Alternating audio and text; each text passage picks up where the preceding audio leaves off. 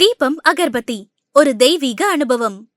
ஹரம பார்வதி பதயே ஹர மகாதேவ ஜானகி காந்த ஸ்மரணம் ஜெய ஜெய ராம ராமா. எல்லாமல்ல இறைவனுடைய அனுகிரகத்தால பக்தி ஒலி சேனல்ல நல்லபடியா சுவாமியுடைய அனுகிரகத்தோட புராணங்களை பத்தி நம்ம கேட்டு இருக்கோம் இல்லையா? இந்த புராணத்துல ஒரு முக்கியமான விஷயம் என்ன அப்படின்னா, இந்த மருதாணி. அந்த காலத்துல பாத்தீங்கன்னா ஒவ்வொருத்தராத்திலையும் மருதாணி செடியும் துளசி செடியும் இருக்கும். ஏன் இந்த மருதாணி செடி அப்படின்னா, மகாலட்சுமியுடைய ஒரு ரூபம். ஒண்ணும் இந்த மகாலட்சுமியுடைய ரூபம்தான் அந்த மருதாணி. இந்த மருதாணியினால என்னென்ன மகா பலன்கள் புராண இதிகாசத்துல என்ன செஞ்சிருக்க? மகாலட்சுமி இந்த மருதாணி அரைச்சி எம்பெருமான் பெருமாளுக்கு இட்டு விட்டுருக்கான். புருஷா இட்டுக்கலான்னு சொல்லியிருக்கு. சரி, இந்த பொம்மநாட்டிகள்லாம் இந்த மருதாணி வச்சுக்கிறா பார்த்தீங்களா? இப்பெல்லாம் நகபாலிஷ் வந்துருத்தோ, இந்த ஸ்டிக்கர்லயே மருதாணி மாதிரி வந்துருக்கு. இதெல்லாம் கெமிக்கல். அந்த காலத்துல இந்த மருதாணி அரைக்கிறதுக்கு பலவிதமான வாசனையான விஷயங்கள்லாம் போட்டு அரைப்பாலாம். அரைச்சு அந்த மருதாணி இட்டுண்டா அந்த வாசனை அப்படி கம கம கம கமன்னு அடிக்குமா. அந்த அளவுக்கு அந்த மருதானுடைய மகத்தத்துவம். முதல்ல என்ன ஏன் கையில விட்டுக்கிறோம் அப்படின்னா, கையில் இருக்கக்கூடிய நகத்துல இருக்கக்கூடிய வியாதிகளை எல்லாம் நிவர்த்தி பண்ணக்கூடிய விஷயம். முதல்ல நம்ம நகம் மூலியமா தான் எல்லாமே போகுது இல்லையா? இந்த கையில இட்டுக்கிறதுனால என்ன விசேஷம் அப்படின்னா, சரீரத்தில் இருக்கக்கூடிய வியாதிகளை நிவர்த்தி பண்ணுகிறது. அதுக்கு ஒரு தனி மருந்து தத்துவம் இருக்கிறது மருதாணிக்கு. அப்படிப்பட்ட இந்த மருதாணியை அம்பாள் எடுத்துண்டா. நான் ரோக நிவாரணி. ஆனால்தான் இந்த மருதாணி இட்டுக்கணுங்கிற ஒரு சாஸ்திர சம்பிரதாயத்தை கொண்டு கொடுத்தார்கள். அடுத்தது, இந்த மருதாணியுடைய மகா விசேஷம் என்ன அப்படின்னா, மகாலட்சுமி கலையா இருப்பா. சரி, மருதாணி எப்ப இட்டுப்பா? விசேஷ நாள்ல. கல்யாணத்துல பார்த்தேன்னா அந்த பொண்ணு கையில பார்த்தேன்னா அந்த மருதாணி இட்டுப்பா. அவன் முக லட்சணம் எப்படி தெரியுமா இருக்கும்? மகாலட்சுமி மாதிரி இருப்பா. சாட்சாத்தவதான். அந்த பையனுக்கும் கையில மருதாணி எல்லாம் இட்டு விட்டுருப்பா கல்யாணத்துல. என்ன அப்படின்னா, அவன் மகாவிஷ்ணு. நம்ம தாத்தாக்கு 60ஆம் கல்யாணம் ஆகுது. தாத்தா பாட்டிக்கு விரல் எல்லாம் அந்த காலத்துல எல்லாம் மருதாணி இட்டு திருக்கல்யாணம் நடக்குது. என்ன விசேஷம்? இதை விட விடுங்க, கோவில்ல சிவாச்சாரியர்கள் கோவில்ல கொடியேத்துவா. அவ கையில மருதாணி இட்டு இருந்தா சில கோவில்ல இதெல்லாம் நடந்திருக்கு. ஏன் அப்படின்னா, ஐஸ்வர்யம்.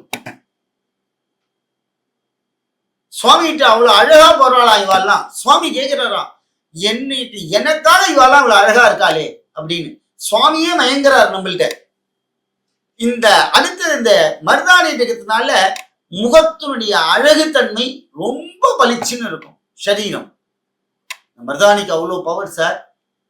சீதா தேவியிலேந்த, ராதா ருக்மணியிலேந்த, பார்வதியிலேந்த எல்லாருமே பூலோகத்துல இந்த மருதாணிக்கு மகத்துவம் கொடுத்தார்கள்.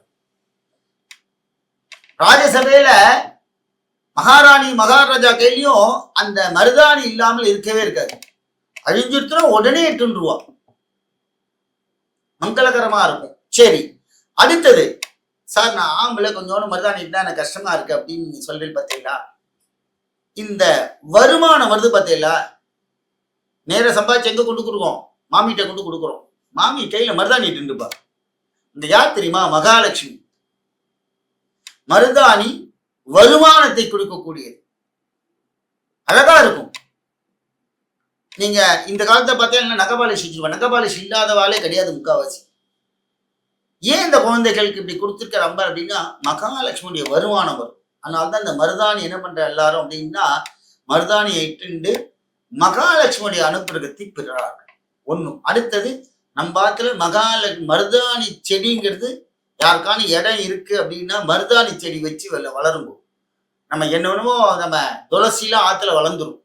மருதாணி செடி வளர்த்தேன்னா அஷ்டலட்சுமி நம்ம ஆத்துல இருப்பா. ஆனால் தான் மருதாணி இட்டுக்கணும். விசேஷ நாள்லாம் பொம்நாட்டி குழந்தைகளுக்குலாம் நிறைய இந்த மருதாணிலாம் இட்டு விட்டு அம்பாளுடைய அனுகிரகத்தை பெறுங்கள். அதனால எல்லாரும் இந்த மருதாணியுடைய மகிமை நம்ம உடம்புக்கு நோய் தீரக்கூடிய பெரிய விஷயம் அது.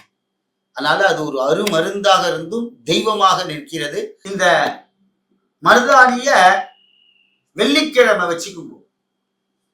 வெள்ளிக்கிழமை வச்சுட்டேன்னா பளிச்சுன்னு இருக்கும். வியாழக்கிழமை ராத்திரியே வச்சுட்டு வெள்ளிக்கிழமைக்கு நம்ம கை பளிச்சுன்னு இருக்கிற மாதிரி இருக்கணும். வியாழக்கிழமை ராத்திரி வச்சுட்டேன்னா வெள்ளிக்கிழமைக்கு நம்ம கை மங்களகரமா இருக்கும். ரைட்டு. இந்த மருதாணி சௌபாகியத்துல ரொம்ப முக்கியமானது. என்னன்னு பாக்குறீங்களா?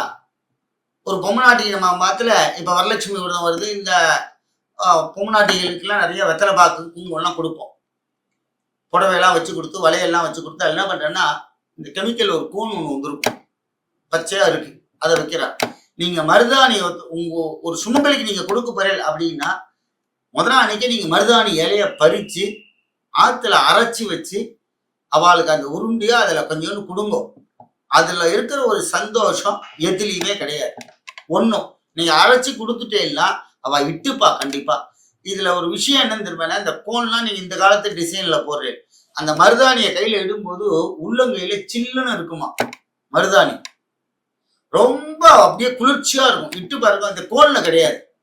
நீங்க அந்த மருதாணியை சுயமா அரைச்சி வர சுமங்கலிகளுக்கு கண்டிப்பா உங்க காலத்துல ஒரு சுமங்கலி பிரார்த்தனை பண்றேன், இல்ல சுமங்கலிகள் ஏதாவது கொடுக்குறேன் அப்படின்னா இந்த கோன்லாம் வேண்டாம். நீங்க அதெல்லாம் கொஞ்ச நாள் அழிஞ்சு போயிடும். இந்த மருதாணியை அரைச்ச மருதாணி இட்டுட்டேன்னா கண்டிப்பா அந்த கை செக்கச்சவேன்னு ஒரு மாசம் வரைக்கும் நல்லா இருக்கும். அதனால இந்த மருதானுடைய மகத்துவமே அதுதான். அது ஒரு சௌபாகியம். சௌபாகியம்னா மகாலட்சுமியில ஒரு பெரிய விஷயம். மருதாணி ஒரு சௌபாகிய தேவி. அதனால இதை கொடுத்தேன்னா நம்ம பாத்துல கல்யாண கோலம் நிறைய நடக்கும். அஷ்ட ஐஸ்வர்யங்களும் நம்ம பாத்துல தங்கும். உங்க கையை பார்த்துட்டான்னா நீங்க சாப்பாடு பரிமாறும் போது நீங்க அந்த மருதாணி கையினோடனே அந்த மகாலட்சுமி தேவதையோட அனுகிரகம் உங்கள்ட்ட எப்போதுமே இருக்கும். பாத்துல எந்த கஷ்டமும் வராது. அதனால இந்த மருதாணியை எல்லாரும் பயன்படுத்தி அம்பாளுடைய அனுகிரகத்துக்கு பாத்திரமா இருக்கு. பார்வதி பதையே மகாதேவ.